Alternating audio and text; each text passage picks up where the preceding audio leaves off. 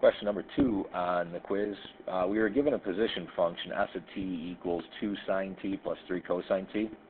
And in part A, we needed to find the body's speed at any time t.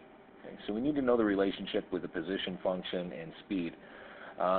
We know that speed is a scalar quantity.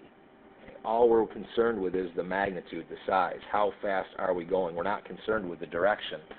So speed is equal to just simply the absolute value of our velocity function. Okay, so that's the first thing we've got to determine is what is our velocity function? Well, we know that velocity is equal to the derivative of our position function, ds dt, which is going to be equal to 2 times the derivative with respect to t of sine t plus 3 times the derivative with respect to t of cosine t.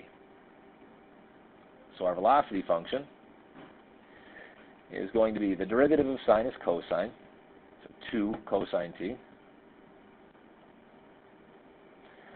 plus 3 times the derivative of cosine. Well, the derivative of cosine is negative sine t. So 3 times negative sine t would be a negative 3 sine t. So plus negative 3, or just simply minus 3 sine t, is our velocity function. Okay, so now we're going to come back to our understanding that speed is the absolute value of our velocity function. So our speed function at any time t is going to be equal to the absolute value of 2 cosine t minus the 3 sine t.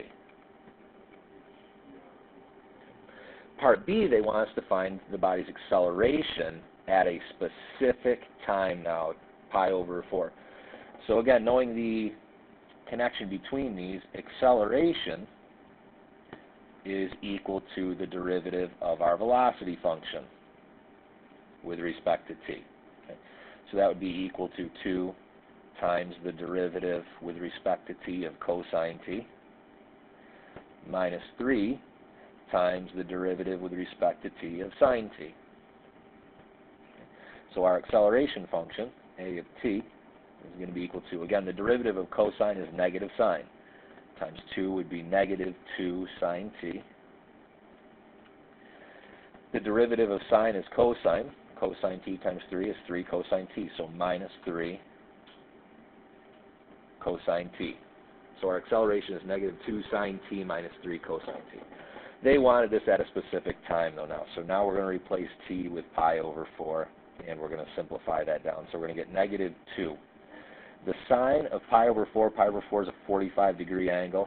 The sine of pi over 4 is radical 2 over 2. Minus 3. The cosine of pi over 4 is the same thing. That's also radical 2 over 2. Okay. So as we look at these things, we've got two things that are exactly the same here. Negative 2 radical 2 over 2 minus 3 radical 2 over 2. So what we have here is negative 5 radical 2 over 2, which is simply negative 5 radical 2 over 2 would be our time at t equals pi over 4. We didn't need to worry about units with these ones because I didn't give you any units to plug along up here, but our speed would just have been something like meters per second or miles per hour, or whatever it may have been, and the acceleration would have been meters per second squared as opposed to that, because it's the second derivative. So meters per second squared as opposed to a meters per second with the speed or the velocity.